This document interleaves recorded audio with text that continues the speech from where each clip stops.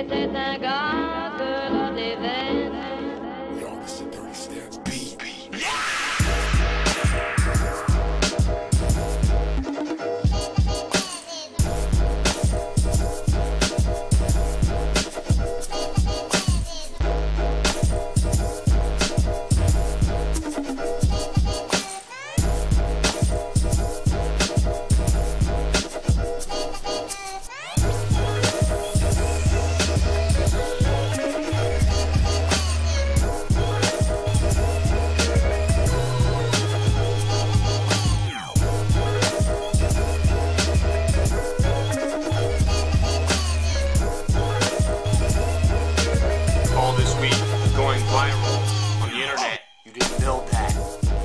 Obama says you didn't build that.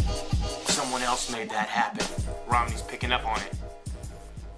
I put out a report on Monday night, reading from a red-linked headline at Infowars.com. Apparently I'm mentally ill for that. Although ABC, CBS, and NBC wait 5 days to report Obama's "you didn't build that" attack on business. So DLAKE for PREZ, going off Infowars, had his report days before ABC, CBS, and NBC.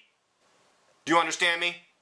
That's why I joined the reporter contest, to get the news out, because these guys aren't doing their job, and they haven't been doing their job for a long time. You like that? You didn't build that. Someone else made that happen. Let's go back 2 days, read this article from July 17th, and try to put some of this "you didn't build that" into context. Since I think that someone else that he was referring to is supposed to be big government and how they are our lords and saviors and the state is God.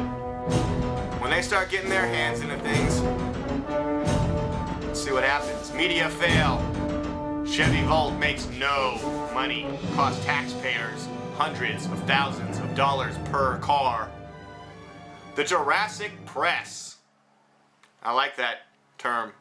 This article by Seton, Motley. The Jurassic Press is missing much in their reporting on the $50 billion bailout of General Motors, GM. The press is open channeling for President Barack Obama, allowing him to frame the bailout exactly as he wishes in the 2012 presidential election. The president is running in large part on the bailout's $30+ billion loss. Uber failed, success, and the press is acting as his stenographers. An epitome of this bailout nightmare mess is the electric absurdity that is the Chevrolet Volt. The press is at every turn covering up, rather than covering the serial failures of President Obama's signature vehicle. He didn't build that. Someone else made that happen. The press has failed to mention at least 5 Volt fires. The press has failed to mention that the Volt fire problem remains unsolved. Is it the battery? Is it the charging station? Is it the charging cable? All of the above, question mark? GM and the administration don't know. And the press ain't breaking their necks trying to find out. In more recent news, the press has almost as one hailed the June Volt sales increase. These apparently appear to be headlines. They're all a different color. I suppose these are links. This whole article is link sourced. Oh, these are headlines. Let's make them sound good. Surprising June sales for Volt! Chevy Volt leads U.S. plug-in car sales. Is there a lot of competition for that? Chevy Volt sales increase! Volt records second best sales month. Wow. This thing sounds like it's really charged up. The press has, for the most part, failed to mention how pathetic this second best sales month actually is. And even when one dinosaur does, the unwarranted enthusiasm is palpable. GM sells 1,760 volts in June, double from 2011. Wow, huge number. The Chevy Cruze is basically a Volt. without the dead weight, flammable 400-pound electric battery, which makes it $17,000 rather than the Volt's $41,000. Chevy in June sold 18,983 Cruzes, more than 10 times the number of Volts, and that's down 1/3 from last June's 24,648. But that feeble Volt tally has the press all revved up.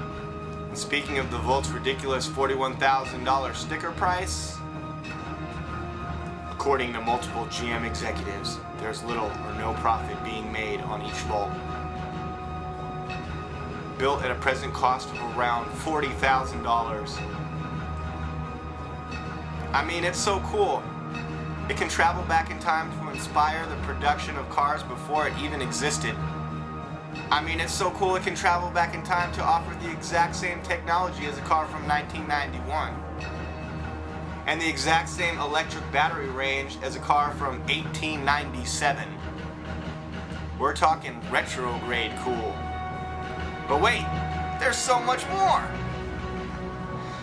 Add $240 million in Energy Department grants doled out to GM last summer, $150 million in federal money to the Volt's Korean battery supplier, up to $1.5 billion in tax breaks for purchasers and other consumer incentives, and some significant portion of the $14 billion loan GM got in 2008 for retooling its plants. And you've got some idea of how much taxpayer cash is built into every Volt. Hey, listen to this. And with GM's new 60-day return policy, it looks like you can buy a Volt and cash in the $7,500 check, then return the Volt car and keep the $7,500 cash.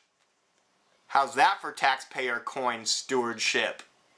Keep all of this outrageousness in mind when the next Jurassic Press joins with the Obama administration in celebrating and having a big party for the amazing June sales of Chevy Volt. You didn't build that. Someone else made that happen. C'était un gars